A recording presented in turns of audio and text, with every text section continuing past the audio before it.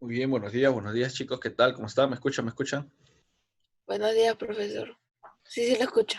¿Qué tal? Buenos días. Muy bien, muy bien. Bueno, estamos aquí conectándonos para nuestra clase el día de hoy. Hoy día nos toca el curso de física, ¿sí? Y vamos a estar viendo un nuevo tema. Bueno, ya va a ser el último tema que vamos a estar viendo antes de su examen mensual, ¿ya? Así que el tema de hoy, hidrostática. Ese va a ser el tema que vamos a estar viendo ahora, ¿ya? A ver, vamos a tomar asistencia antes de iniciar. Vamos a ver quiénes están. Ahí está, muy bien. Ahí está Alexandra, muy bien. También está Omar. Muy bien. También está Sebastián, muy bien. Y Nicolás. Muy bien, pues muy bien. Bueno, esperemos que los demás ya se vayan conectando también. ¿Ya? Vamos a iniciar entonces. Vamos a estar iniciando el tema. Y para ello vamos a empezar con la teoría, ¿no? La parte teórica siempre es importante para comprender los conceptos y así manejarlos en la resolución de los ejercicios, ¿ya? Vamos a empezar entonces hablando sobre qué es la hidrostática, ¿no? O qué estudia la hidrostática, ¿ya? Muy bien, a ver, nos dice aquí, la hidrostática vendrá a ser la parte de la mecánica que estudiará el comportamiento y los efectos que originan los fluidos en reposo, ¿ya? O sea, en síntesis, eso es la hidrostática, es la parte de la mecánica de fluidos. Vamos a empezar entonces a analizar ahora los fluidos, ¿ya? Los fluidos. Y la hidrostática es la mecánica de fluidos, es decir, mecánica siempre tiene que ver con movimiento, ¿ya? Entonces vamos a estudiar la mecánica de los fluidos, cómo se mueven, cómo se comportan los movimientos, ¿no? Por eso dice acá, estudia el comportamiento y los efectos que originan los fluidos en reposo, ¿ya? Se llama hidrostática. Hidro es un prefijo, una raíz que significa agua, ¿no? Entonces, bueno, como el agua es un líquido, el agua es un fluido, entonces podemos decir que por eso se considera ese nombre, ¿no? Hidro significa agua y estática significa reposo, ¿no? Reposo, estado de movimiento nulo, ¿no? Entonces vamos a estudiar principalmente los fluidos que estén en reposo, ¿ya? Pero dentro de ellos se mantiene ciertas reglas, ciertas propiedades se cumplen, ¿no? Entonces, esta estática de fluidos nos dice que también se divide en dos ramas. La primera, que es puramente hidrostática, que estudia los líquidos en reposo. También la neumostática, que estudia los gases en reposo, ¿no? Y también hay otra rama que es posterior a esto y es la hidrodinámica, que estudia ya los fluidos en movimiento, ¿ya? Pero bueno, nosotros nos vamos a centrar en la hidrostática en este capítulo y vamos a estudiar, como dijimos, los fluidos. Y acá faltó ponernos, ¿qué es un fluido? Un fluido vendrá a ser toda sustancia capaz de fluir. ¿Qué es un fluido? Esa era la pregunta aquí. Toda sustancia capaz de fluir, en particular un líquido o un gas cualquiera, ¿no? Generalmente trabajamos con líquidos aquí para referirnos a fluidos. Los gases también podrían servir, pero más que nada los líquidos. Una de las propiedades más importantes es la de ejercer y transmitir presión en toda dirección. Claro, como sabemos, los fluidos se desplazan en cualquier dirección, ¿no? No tienen una dirección definida, sino donde encuentran un pequeño espacio, por ahí se desplazan, ¿ya? Eso pasa con los líquidos, como también con los gases, ¿no? Entonces, vamos a estudiar eso, entonces, en este capítulo, ¿ya? Muy bien, vamos a continuar, entonces. Acá tenemos en las imágenes algunos ejemplos, ¿no? Por ejemplo, si tenemos en un recipiente agua que se encuentra o bien contenida, por ejemplo aquí, ¿no? Hay distintas partículas de agua, distintas moléculas de agua que están contenidas en el frasco. Entonces, mientras están contenidas, cumplen ciertas propiedades. Cuando se les abre agujeros, ya empiezan a fluir, ¿no? Aquí ya empiezan como que a moverse y, por ejemplo, salen a cierta presión, ¿no? Salen con fuerza, con cierta fuerza provocada por la presión. Entonces, eso vamos a analizar. ¿Dónde existe mayor presión? Por ejemplo, acá dice que hay presión baja, media, alta. ¿Por qué? Ya, todo eso vamos a ver ahora en este capítulo, ¿no? ¿Por qué se dice eso? ¿Qué es esto de acá también? ¿Qué es esto? ¿No? Ya, eso vamos a ver ahora. Aquí también tenemos una imagen con el concepto de presión. Ya lo vamos a entender también un poquito. Por ejemplo, si tuviéramos un objeto, ¿no? Introducimos un objeto, por ejemplo, un cubo, ¿no? Dentro del agua, el agua lo rodea, ¿no? El agua rodea todo el objeto y ejerce una presión sobre él. Así también se cumplen ciertas propiedades interesantes como esta, por ejemplo, ¿ya? Que lo vamos a ver ya en breve, ¿ya? En breve, en breve. Muy bien. ¿Qué relación tendrá, ¿no? esa fuerza con ese carro? Ya lo vamos a ver en breve. Vamos a empezar entonces con algunos conceptos importantes, como por ejemplo la densidad y la presión, ¿no? ¿Qué es la densidad? La densidad se denominará a la densidad como la relación entre la masa del cuerpo y el volumen, ¿ya? Básicamente es una relación entre masa y volumen. La densidad será la concentración de masa de un determinado cuerpo, ¿no? Todos sabemos que al analizar un cuerpo, todo cuerpo que existe en la naturaleza presenta una masa, ¿no? Entonces, esta masa puede ser poca o puede ser mucha, ¿no? Puede ser mucha masa, puede ser poca masa. Mientras más masa tenga, diremos que el cuerpo es más denso. Mientras menos masa, mientras menos masa tenga, diremos que es menos denso, ¿ya? Esto lo podemos poner como el clásico ejemplo entre dos materiales que son distintos, ¿no? Por ejemplo, imagínense que esta bolita es una bolita de plástico, ¿ya? O mejor aún, de Tecnopor, ¿ya? Es una bolita de Tecnopor, tiene el tamaño de repente ¿el tamaño de qué puede ser? Supongamos que tiene el tamaño de una naranja, ¿ya? Una bolita de Tecnopor, pero es de Tecnopor, ¿no? Entonces tengo una bolita de Tecnopor y vamos a poner que sea de color rojo, ¿ya? Entonces vamos a dibujarla por acá. Ahí está. Es una bolita de Tecnopor, ¿ya? Pintada de color rojo, obviamente. Pintada de color rojo. Pero que tiene el tamaño de una naranja. Entonces, si yo tengo una bolita de Tecnopor y por otro lado ahora traigo una bolita de metal así de color azul, yo tengo dos objetos que tienen el mismo tamaño, es decir, ocupan el mismo espacio. Sin embargo, esta de acá es de Tecnopor, ¿no? Tecnopor. Sí. Y por otro lado, la otra es de metal. Puede ser de repente, no sé, ¿no? Hierro, ¿no? Latón. Pero es de algún metal. Entonces, ¿cuál de los dos será más densa? ¿Cuál de los dos tendrá más masa? Si La del las, metal. claro, si las medimos en una balanza, ¿no?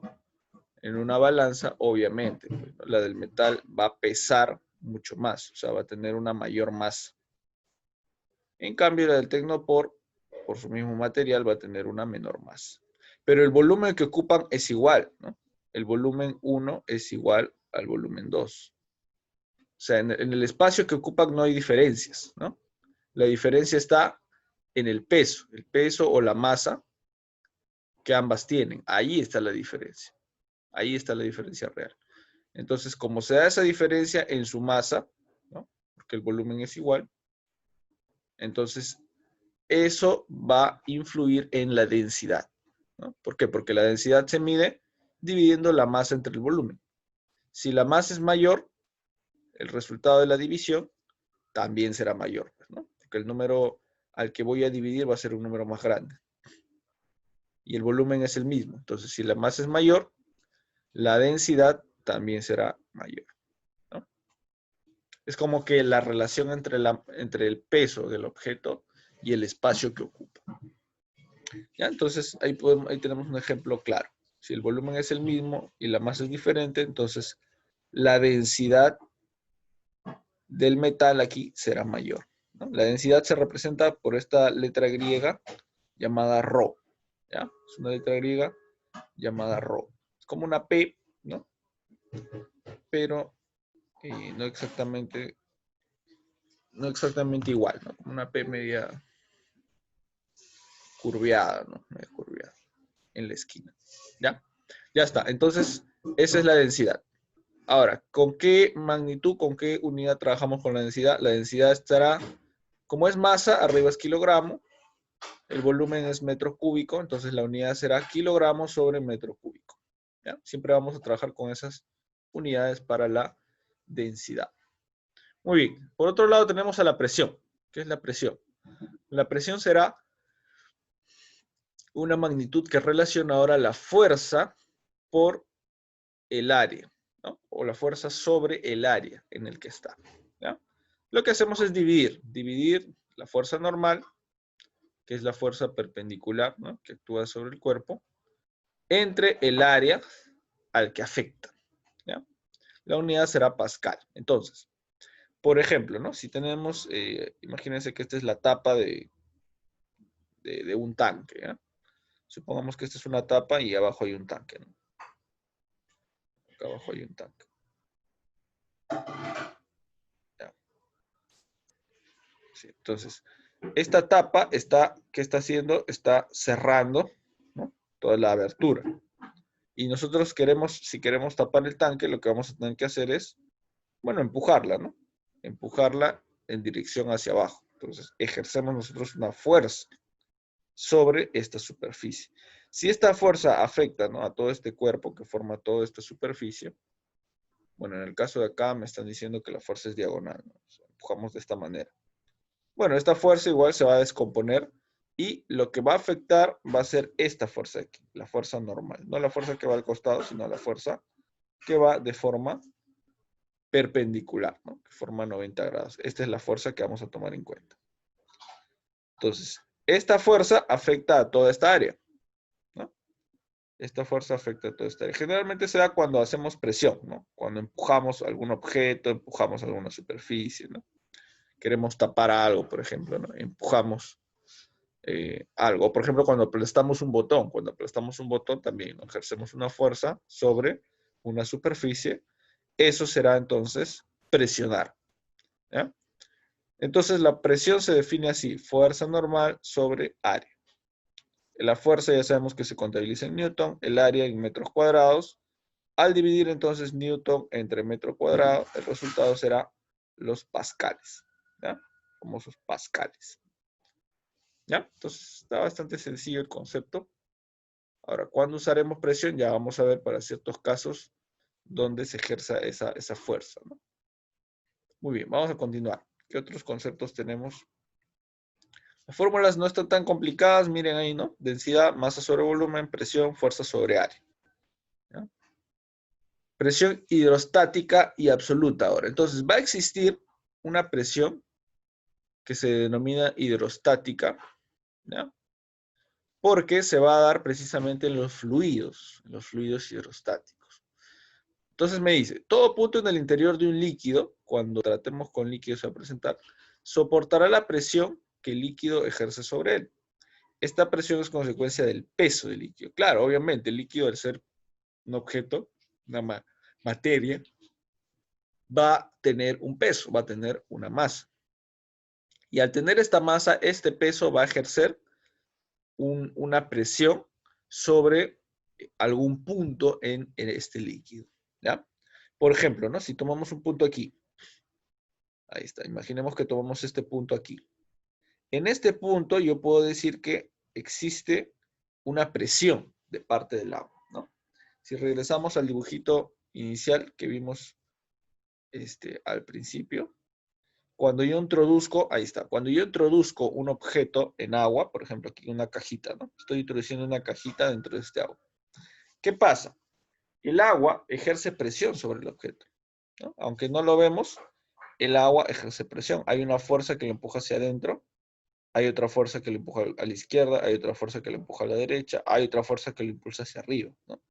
Todas estas fuerzas actúan, incluso en la diagonal, ¿no?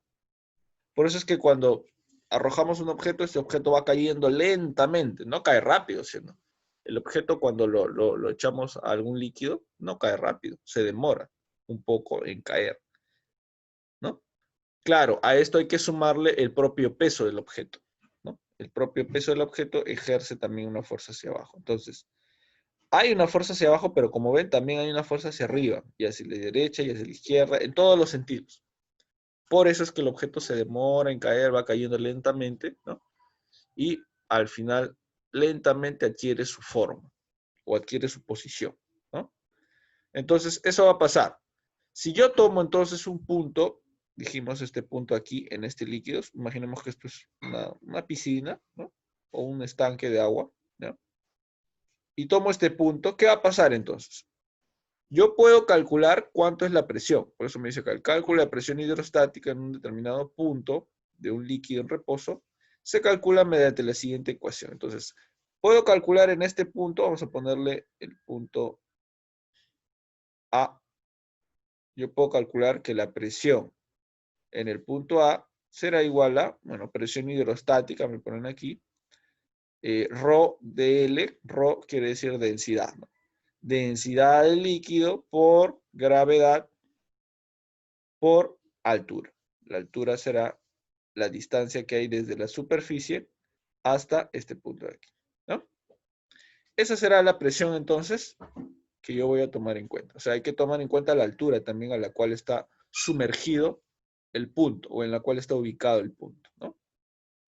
¿Ya? Entonces, fíjense, está sencillito, densidad del líquido. Esto va a variar de acuerdo al líquido. Si es agua, va a tener una densidad. Si es aceite, va a tener otra. Si es alcohol, va a tener otra. ¿Ya? El del agua es el más usado, obviamente, ¿no? Entonces, va a haber una densidad que va a ser una propiedad del líquido.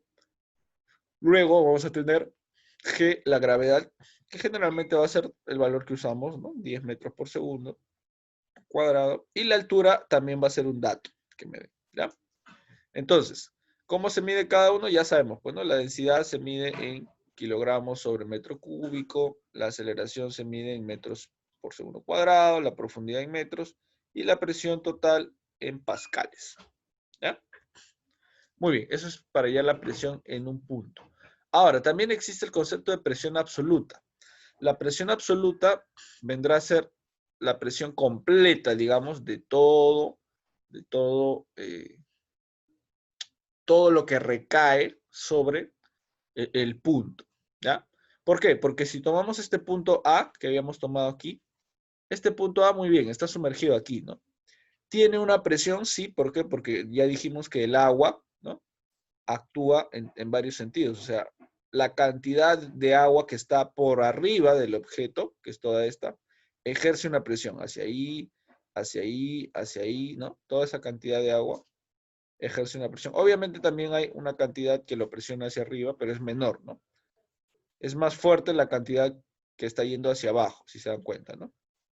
Pero esas no son las únicas fuerzas que actúan sobre ese objeto, ¿no? ¿Qué otras fuerzas también hay? También existe una presión atmosférica, o sea, del aire, ¿no? Sabemos que en la parte de afuera, afuera del estanque o de la piscina hay partículas de aire, ¿no? Porque hay partículas de aire. El aire es un gas, al ser un gas es materia gaseosa, pero es materia. Y esta materia también pesa. El aire también pesa, ¿no? Aunque no parezca, el aire pesa, presenta una presión. Entonces, va a existir una presión del aire que también se sume a la presión del líquido. ¿Sí? No sé si me dejo entender. Hay una presión del aire, entonces, esta es la presión atmosférica, ¿no? ATM se le llama, atmosférica. Entonces, si quiero calcular yo la presión absoluta, ¿qué tengo que hacer? Tengo que tomar en cuenta el valor de la presión atmosférica, ¿no? Para calcular esta presión se tiene que tener en cuenta la presión atmosférica, la cual tiene el valor de 105 pascales, ¿ya? Este es un valor convencional, pero en el ejercicio también se nos puede indicar, ¿ya? Normalmente nos indican, por si acaso la presión atmosférica es tanto, ¿no? Se calcula mediante la siguiente ecuación. Presión absoluta es sumar entonces, ¿no? La presión hidrostática que se halla mediante esta fórmula, más la presión atmosférica que es esta de aquí, ¿no? Según el dato que me están dando ahí. Sumamos esas dos y ahí yo tendría la presión completa, ¿no? O presión absoluta, como le llaman aquí, ¿ya? Aquí tenemos precisamente los datos que les mencionaba, ¿no? La densidad del agua, por ejemplo, este es un dato. Densidad del agua, 1000 kilogramos por metro cúbico, ¿ya? Y en otros casos también lo puedo considerar 1 gramo sobre centímetro cúbico, ¿ya? Depende si me están dando metros o centímetros, ¿ya? Entonces, fíjense ahí, ya entendimos un poquito entonces qué es la presión, tanto hidrostática como absoluta, ¿no? Esto se aplica, ojo, para líquidos, la hidrostática más para líquidos, ¿ya? Y la absoluta también suma, pues, ¿no? Suma la presión hidrostática más la atmosférica. Es una suma nada más, donde tomo en cuenta las dos, ¿ya? La atmosférica es la que produce el aire, ¿no? Porque los gases del exterior también tienen una presión, ¿ya? Por eso dicen que cuando estamos en la costa, no sé si han escuchado esa frase, ¿no? Cuando estamos en la costa estamos al nivel del mar. Entonces, a ver, vamos a hacer un pequeño dibujito por aquí. Supongamos que estamos, bueno, en estos momentos estamos en la costa, ¿no? Entonces, por aquí están las montañas de la sierra y por acá más o menos está la playa de la costa, ¿no? Entonces, mientras estamos en la costa, estamos al nivel del mar, ¿no? Por acá está el mar, ¿ya? Espero que con este quede un poco más claro. Aquí, supongamos que estamos nosotros, ¿no? Si nosotros estamos aquí, nosotros estamos acostumbrados a cierta presión del aire. Claro, ¿por qué? Porque, digamos, todos los días soportamos, ¿no? Toda esta gran cantidad de aire que está por acá, soportamos, ¿no? Esta gran cantidad de aire que está por acá. Y esto cae sobre nosotros, cae sobre nuestros hombros, por así decirlo, ¿no? Entonces, esa presión atmosférica es algo a lo que ya estamos nosotros acostumbrados. Pero no sé si han escuchado la frase de decir que cuando van a provincia, les afecta el cambio de presión. Usualmente lo llaman soroche, ¿no? Soroche, mal de altura. Ya, ¿por qué se produce eso? Porque a algunas personas como que les da náuseas, ¿no? Experimentan dolor de cabeza, ¿no? Fatiga incluso. Es precisamente por el cambio de presión atmosférica. Cuando ustedes viajan a provincia, se encuentran a una altura mucho más elevada, ya se encuentran no solamente a 10, 20 metros sobre el nivel del mar, no, ustedes ya están a 1000, 2000, 3000, 4000 metros sobre el nivel del mar, o sea, están a una altura mucho más elevada, ¿no? Por acá, supongamos. Entonces, la presión del aire, la presión atmosférica, no es la misma. Existe la presión, sí, pero es mucho menor, ¿no? ¿Por qué? Porque la cantidad de aire misma no es tanta, pues. Al estar más abajo, obviamente hay más cantidad de aire concentrada, entonces aquí la presión es alta, hay mucha presión de aire, pero en provincia no hay tanta presión de aire, ¿no? Y eso afecta también al cuerpo, ¿no? Porque el cuerpo tiene que adaptarse, tampoco es que se vayan a morir, ¿no? Por eso, a no ser que tengan otro problema, ¿no? Lo que hace el cuerpo humano es precisamente adaptarse, ¿no? Ya que en nuestro interior, en el proceso de la respiración, ¿no? La asimilación del oxígeno, también, pues, ¿no?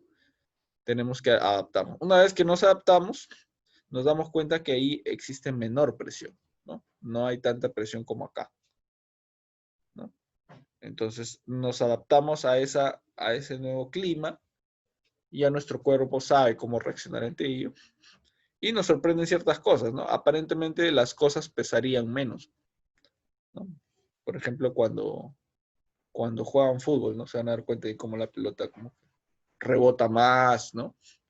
Puede, puede alcanzar grandes alturas, grande velocidad, precisamente por la presión del aire, la menor presión del aire, ¿ya? Un detalle adicional interesante también para comentar. Muy bien, vamos a pasar ahora sí a lo siguiente, que es, a ver, las últimas dos propiedades. Están. Tenemos el principio de Pascal y el principio de Arquímedes. ¿Cómo se usan estos? A ver, el principio de Pascal lo vamos a utilizar cuando tengamos este caso, ¿ya? Solamente cuando tengamos un caso así, ¿ya? No va a ser siempre. Cuando tengamos este caso, lo vamos a utilizar.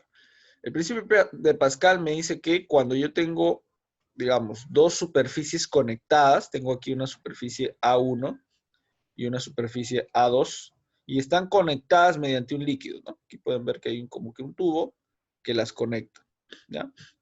Y aquí hay un líquido, obviamente esto que está de celeste es líquido, ¿no? Líquido, líquido, líquido, líquido, líquido, ya. ¿Qué me dice entonces esta propiedad? Me dice, los líquidos transmitidos, o bueno, pueden transmitir con el mismo valor y en todas las direcciones la presión que se les comunica. Toda la variación de presión en algún punto del líquido también se va a transmitir a todos los demás puntos del líquido. O sea, siempre existe la misma presión, en otras palabras. La misma presión. La presión es la misma, no cambia. Si yo tengo acá una presión 1, P1, este P1 vendrá a ser igual a una presión 2, P2. ¿Ya? Porque el líquido es el mismo, ¿no? O sea, como el líquido no cambia, el líquido es el mismo, entonces existe eso. Entonces, ¿cómo puedo aplicarlo esto yo a mi uso? Existen hoy en día las famosas prensas hidráulicas. ¿Qué es la prensa hidráulica?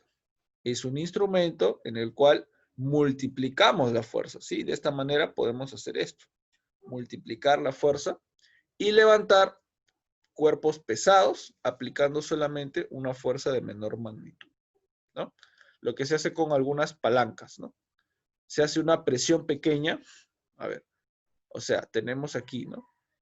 Esta área, si se dan cuenta, esta área es más pequeña que esta. Esta área, este botón, es un espacio más pequeño que este de acá, este es más grande, ¿no? Entonces, esta área pequeña me exige una fuerza pequeña, ¿no? Si ejercemos una fuerza pequeña sobre esta área pequeña, no importa que sea muy pequeña, como esta presión va a ser la misma acá y acá, lo único que voy a necesitar acá es un tubo más grande, ¿no? Porque aquí va a entrar más cantidad de agua. Pero la presión que yo ejerza aquí va a llegar con la misma intensidad por este lado, ¿no? Entonces, por ejemplo, si yo tengo un peso bastante pesado, justo en el ejemplo anterior teníamos un carro, ¿no?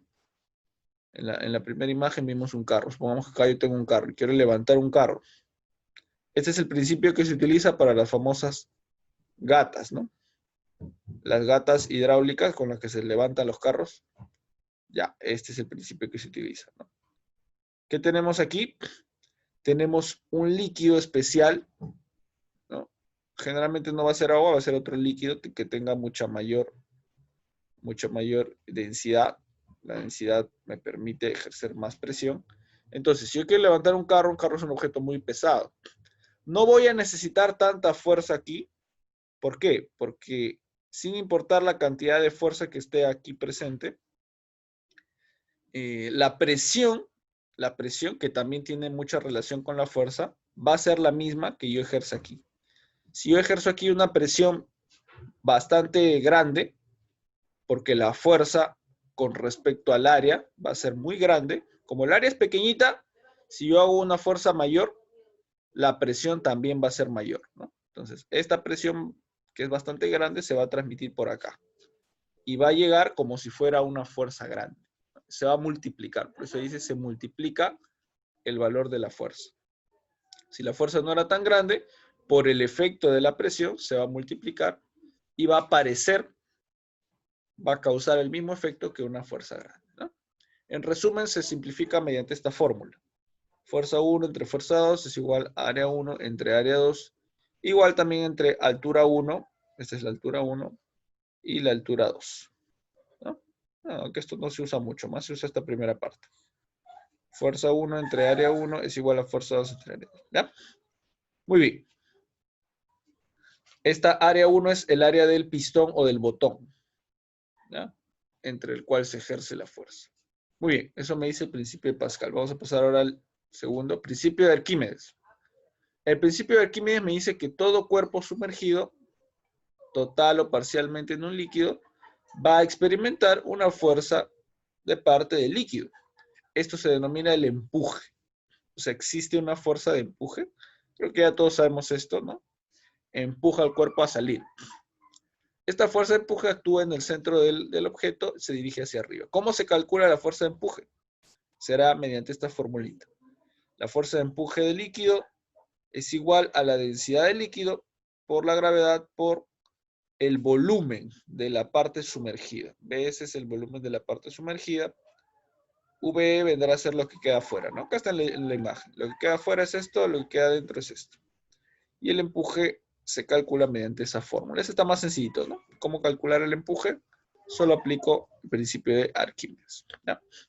Muy bien, con eso ya estamos finalizando la teoría, ¿ya? A ver, ¿cuántas formulitas hemos visto? A ver, ahí van 2, 1, 2, 3, 4, aunque esta exactamente no es, pero bueno, vamos a considerarla 4, 5 y 6. 6 formulitas que nos van a permitir hacer los ejercicios, ¿ya? Entonces ahora sí pasamos a los ejercicios, ¿ya? Vamos a ver unos 4, como siempre hacemos, ya hasta donde nos dé el tiempo. Hacemos generalmente el tiempo de la clase es de 40 minutos a 1 hora, ¿no?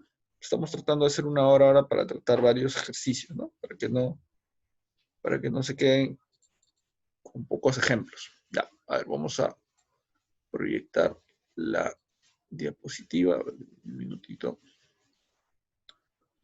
A ver, ¿dónde está? ¿Dónde está? Acá está.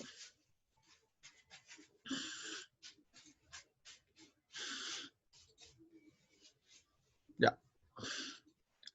Hidrostática, entonces, vamos a poner ejercicio 1.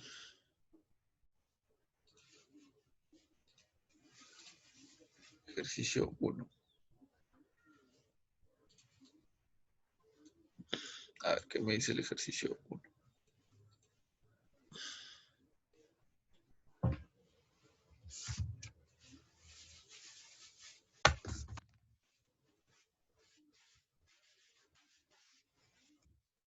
Ah, está cargando, está cargando.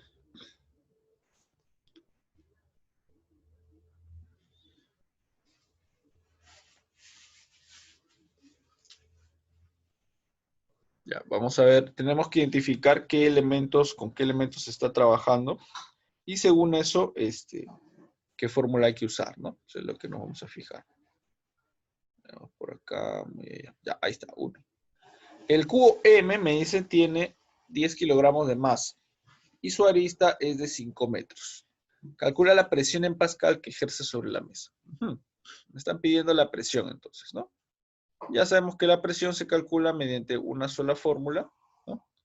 Que será fuerza sobre área, ¿no? Sabemos que el cubo entonces ejerce una fuerza. ¿Esa fuerza de qué depende?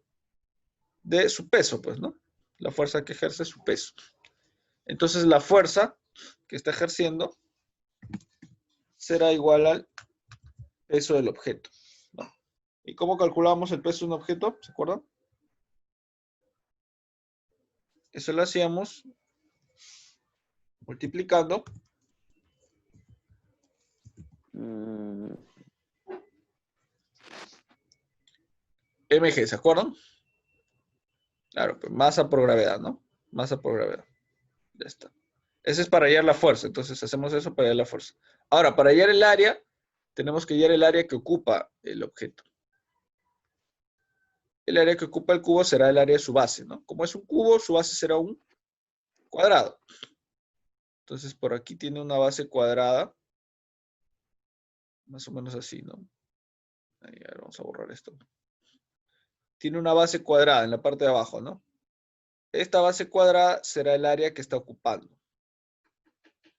Y esa área la vamos a calcular según sus dimensiones, ¿no? Porque al ser un cubo, tiene todas sus aristas iguales, ¿no?